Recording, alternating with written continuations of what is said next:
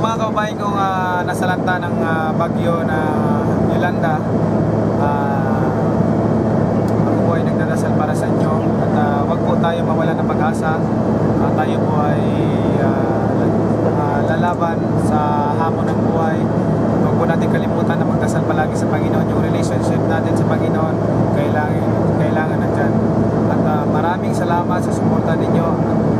Pinagdadasal ko kayo. Huwag kayo mawalan ng pag-asa. Bangon Pilipinas, bangon Tacloban, bangon Visayas.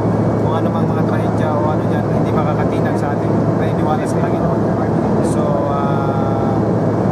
nagpapasalamat ako sa Panginoon at dasal ko na wala nang darating na ganito na trahedya sa ating bansa. Ako ay lagi nananalangin sa inyo at Panginoon